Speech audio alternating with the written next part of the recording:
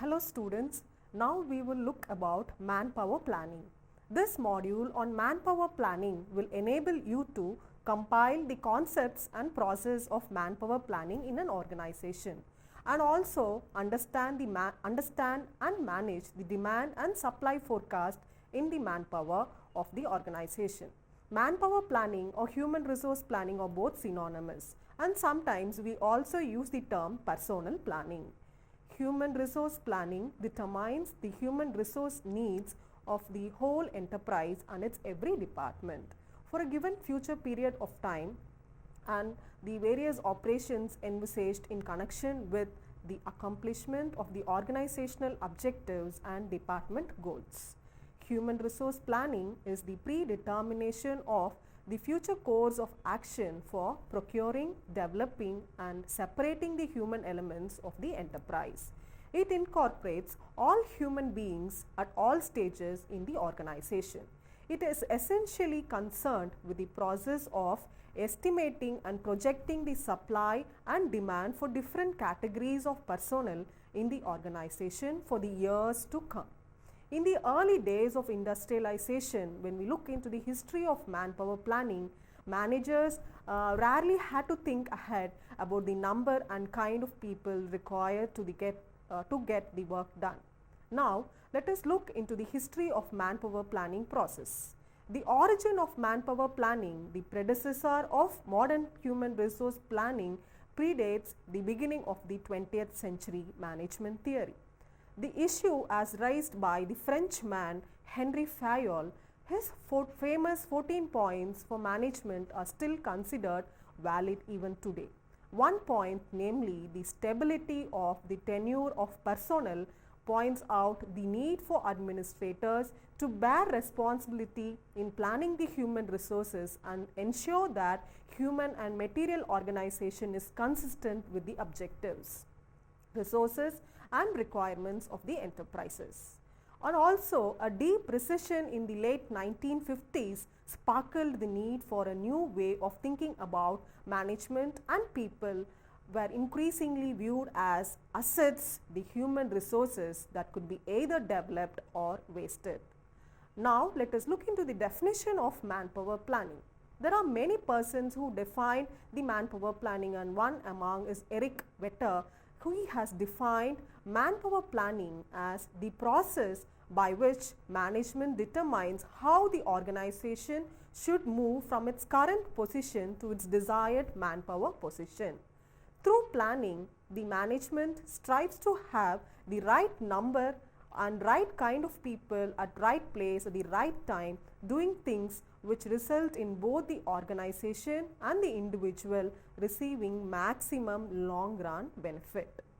Personnel planning involves an accurate determination of the present and the future manpower needs of the enterprise and exploration of the sources to meet the same.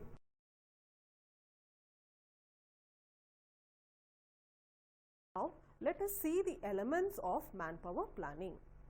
Personnel planning comprises 4 elements. As we have already discussed, personnel planning, human resource planning and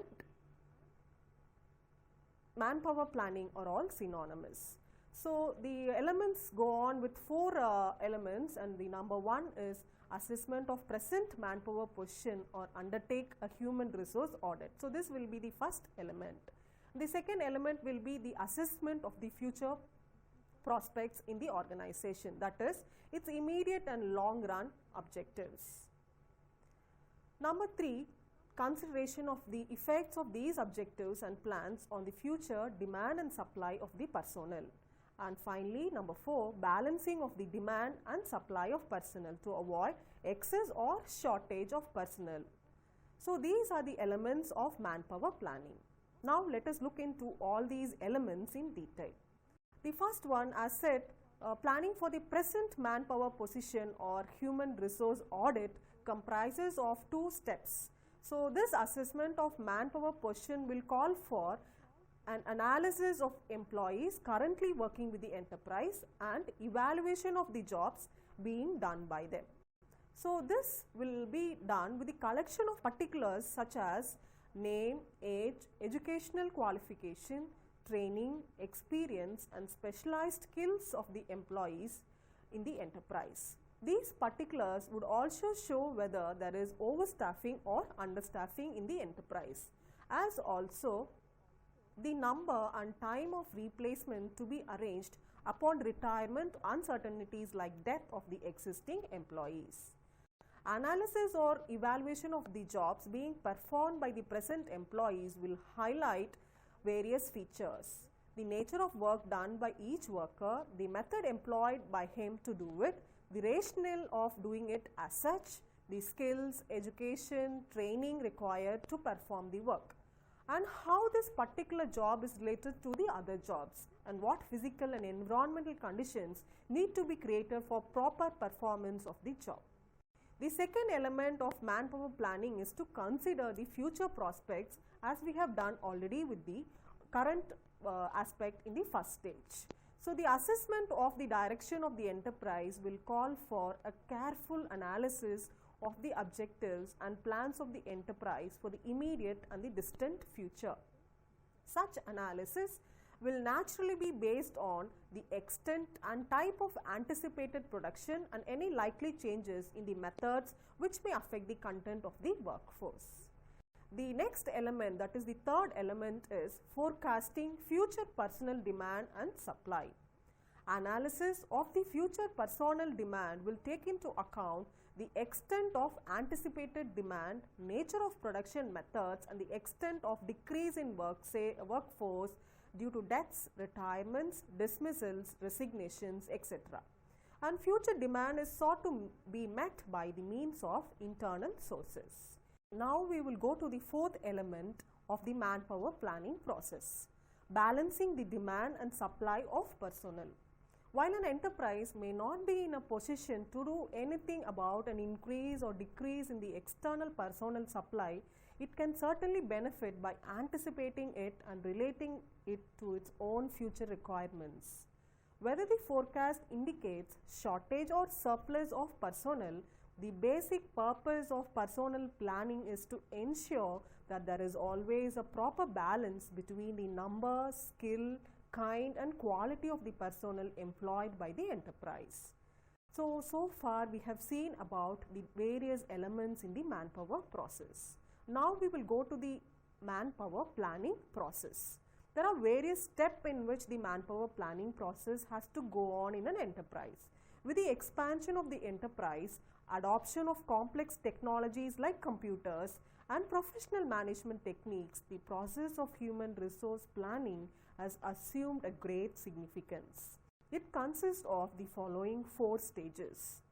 Stage 1: analyzing organizational plans and deciding the objectives. Stage 2: analyzing factors for manpower requirements. Stage 3: developing employment plans, and stage 4: developing human resource plans. So this will altogether accumulate the process of manpower planning process. Now let us go through in detail all these 4 stages. Now stage 1: analyzing organizational plans and deciding objectives. So now how do we go about it? The process of human resource planning of an organization should start with analyzing the organizational plans. Analysis of the organizational plans and programs helps in forecasting the demand for human resources as it provides the quantum of future work activity. The ultimate mission or purpose is to relate future human resources to the enterprise needs so as to maximize future returns on investment in human resources. The business plan would be the blueprint of the desired objectives. This objective, stated in economic terms, would incorporate the growth rate of the enterprise, diversification plans, market opportunities, and government policies. Therefore, manpower planning should meet 2 requirements, namely, it should be directly related to the essential nature of the organization. The changes in the selected factors should be proportional to the changes in human resources required in the organization. The stage 2 will be analyzing the factors for manpower requirements. The existing job design and analysis may thoroughly be reviewed, keeping in view the future capabilities, knowledge and skills of the present employees with us. The job generally should be designed and analyzed reflecting the human resources and based on future organizational plans. The factor for manpower requirements can be analyzed by two ways, namely number one, demand forecasting, and number two, supply forecasting. So, demand forecasting is the process of estimating future requirements of manpower by function and level of skills already available. It has been observed that the demand assessment for operative personnel is not a problem, but projections are very difficult. Two kinds of forecasting techniques are usually available. They are number one, judgmental forecast, and number two, statistical projections. The judgmental forecasts are the conventional methods that involves judgment of those managers and executives who have intensive and extensive knowledge on human resource requirements. So, this again can be done by two types, one the managerial estimate and the number two by Delphi method. So, managerial estimate, in this method here what will be done is the managers or supervisors who are well experienced with the workload, efficiency and ability of the employees will decide on the number and type of human resources. So, the next method to forecast is by Delphi method. This is a survey approach method that can be adopted with the Delphi technique. So, this is the process that requires a large number of experts from various areas who take turns to present their forecast statement with all possible assumptions, and finally a decision may be taken. The second method of forecasting is statistical projections. So, these statistical projections are based on statistical methods such as ratio trend analysis, econometric model and work study technique. So, we have three in this. So, one is the ratio trend analysis, econometric model and work study techniques. Second method of forecasting is statistical projections.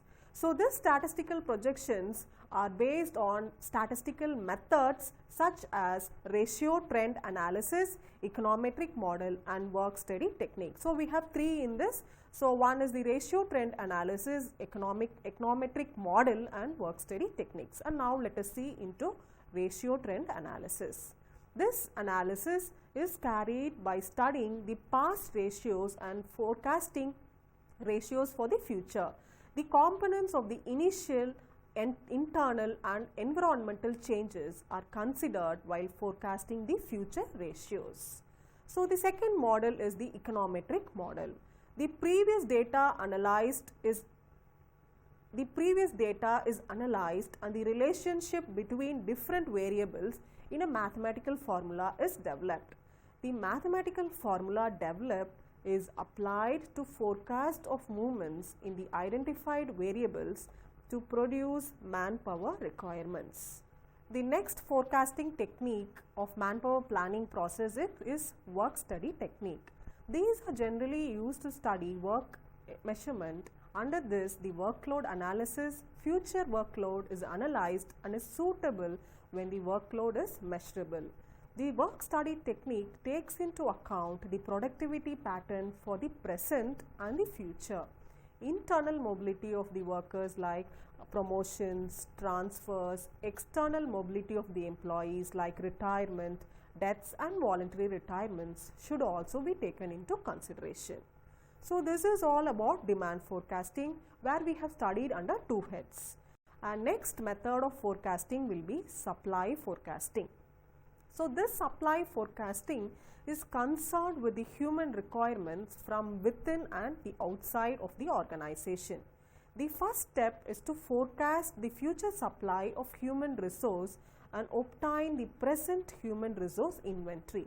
So, I hope you all know what is inventory. Inventory is just the stock of how much human resources are available in the present. The supply forecasting includes human resource audit, employee wastage, charges due to internal promotion, changes due to internal promotions and working conditions. The steps are discussed. The step 1 will be to audit the human resources. So this is human resource audit. The first step includes analysis of each employee's skills and abilities. This always facilitates the human resource planners with the understanding of the available skills with us and the abilities of the employees.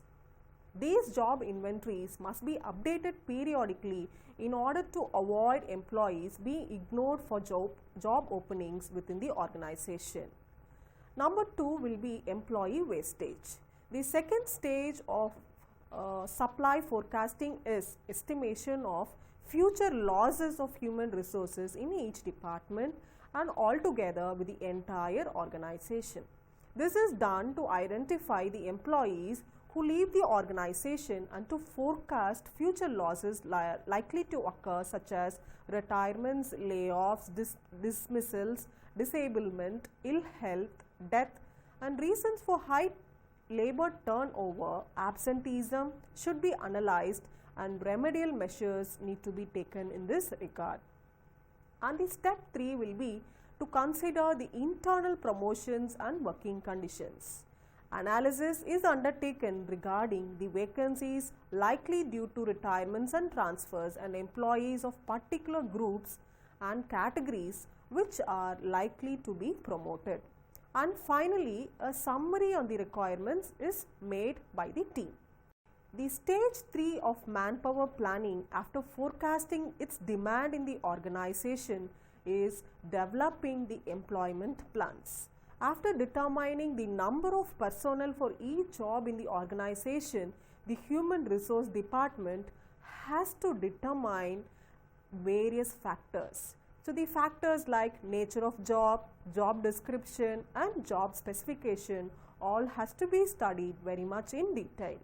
A job description will generally describe the work performed, the responsibilities involved by an employee, the skills or training required to promote their working conditions under which the job is done.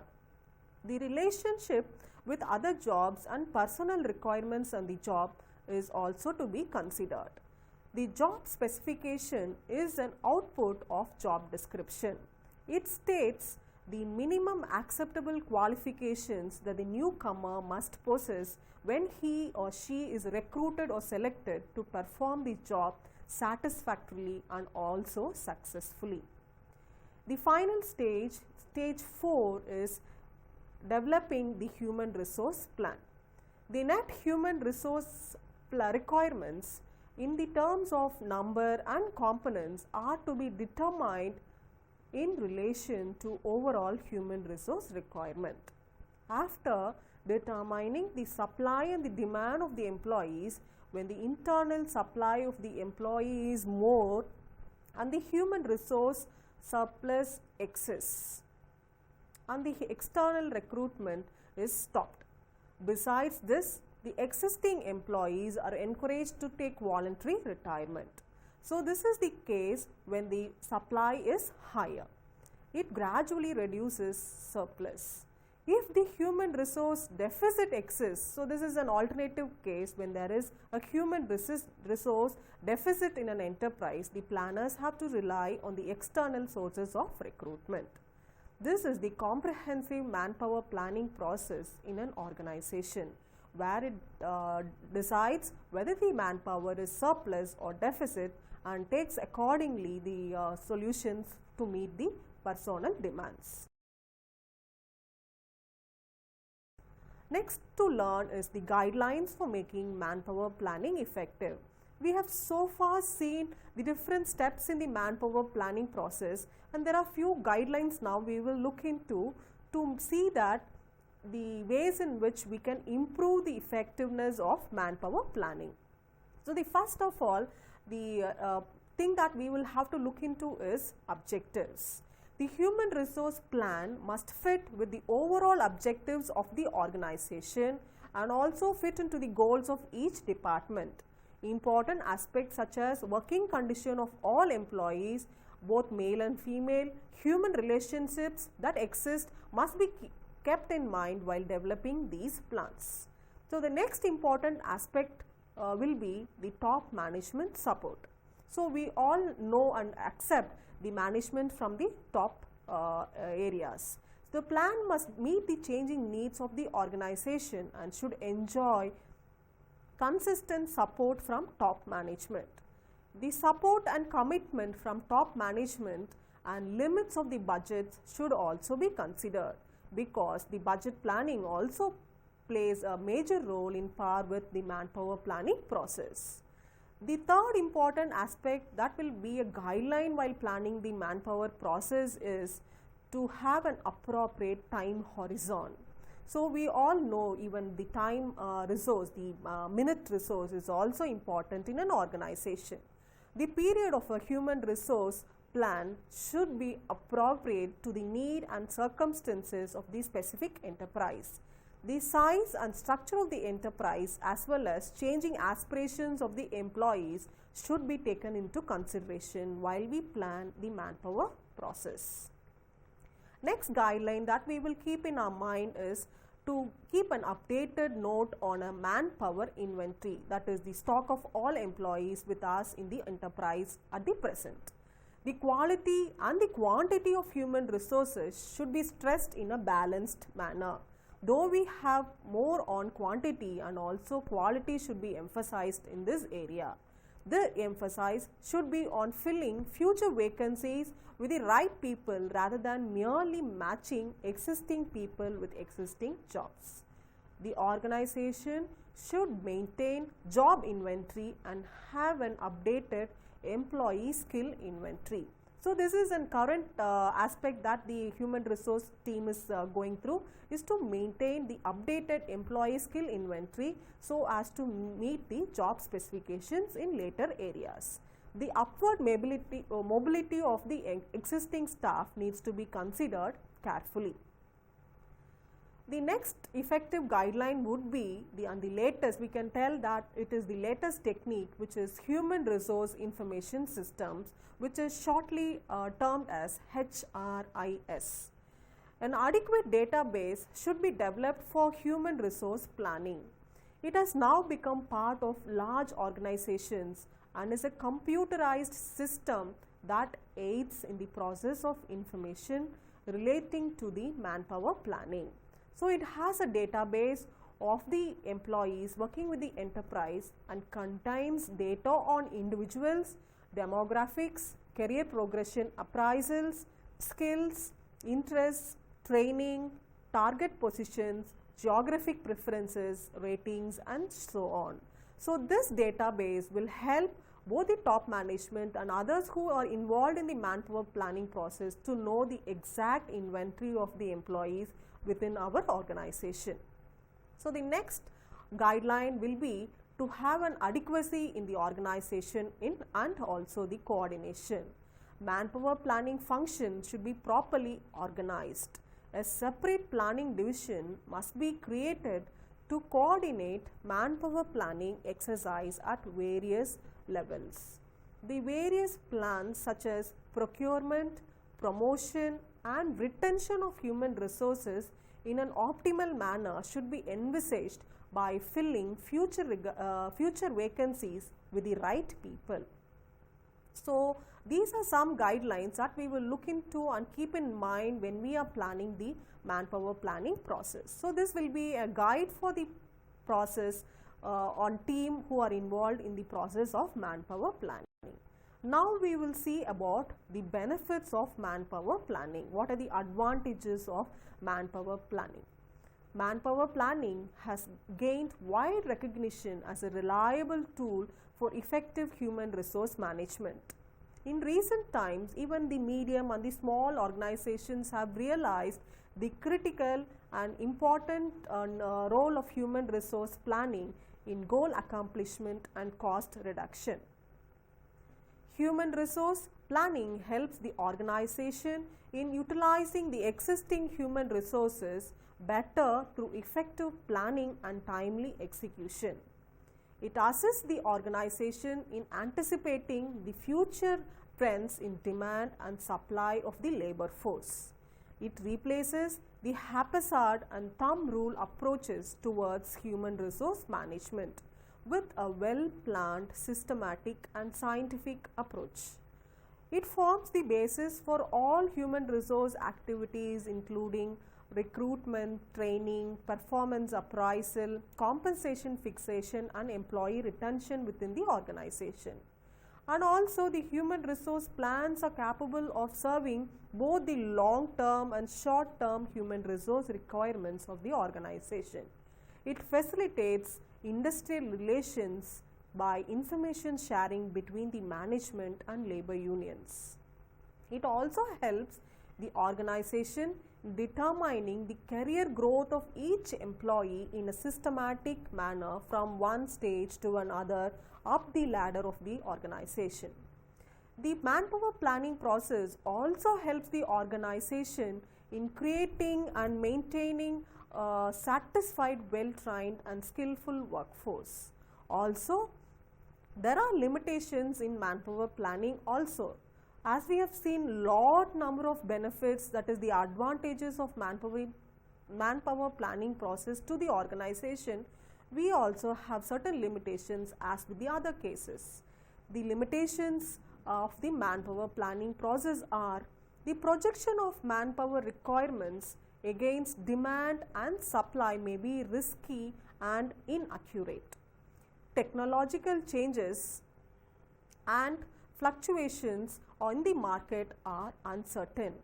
Lack of support from the top management will be a great barrier and a limitation to the manpower planning process. Human resource planning mainly considers the quantitative aspects and ignores the qualitative aspects such as motivation, career progression, training and so on. So hence nowadays the human resource team also takes into consideration the quality aspects of the manpower planning process and not merely the quantitative aspects. The employees' resistance exists and they feel that it increases the workload, which is a misleading concept. Employers also do feel human resource planning increase the cost of manpower. So this happens when there is a budget deficit and manpower planning becomes a second criteria among the top managers. The top managers also feel that it is a time consuming and expensive exercise. Inefficient information systems with absence of reliable data will fail to develop the effective human resource plans. So these are some of the limitations of manpower planning. So here these can be overcome by the persons and the team who are involved in the manpower planning process to convert all the limitations into advantages. So we can look into all these and make it as suitable to the organization when we plan the manpower planning process. And finally, we will look into what are the barriers in the manpower planning process, what all inhibits the process of manpower planning. Although many organizations have shown keen interest in implementation of manpower planning, there are certain limitations and these are listed. Number one, insufficient realization of the importance to human resource plans. Surplus conditions may occur in the labor market. So this is very much suitable and present in the countries like India, and where we see more labor force and we find that the labor force are surplus in certain disciplines. And also we can see that another barrier will be labor union resistance, and all industries have a labor union and they have less commitment towards the organization, and there is always a misleading concepts that go between a labor union and the top management. This becomes a barrier. And also we see that the cost benefit misconceptions. So most of the organization feel that this is a costly affair and try to overcome it without giving a major area to it. Absence of coordination. So this absence of coordination will is that exists between the different hierarchies at the top levels, middle levels and the lower levels. And there also exists the future uncertainty, because whatever is planned may not happen as accurate as it is planned. So these becomes the barriers in the manpower planning process. So these barriers may also be taken into account while we plan for the manpower planning process in an organization, whether it is a small or a large organization. And finally, we have come to the concluding session of this module, and to conclude this module, students, manpower planning is hence considered as the process of identifying and then matching the human resource requirements according to the demand and supply. Most of the organizations do follow the manpower planning process as it is asset planning, that is like a property for the organization and the industry. Hope you learned the module and enjoyed. Thank you. Conclude this module, students, manpower planning is hence considered as the process of identifying and then matching the human resource requirements according to the demand and supply. Most of the organizations do follow the manpower planning process as it is asset planning, that is like a property for the organization and the industry.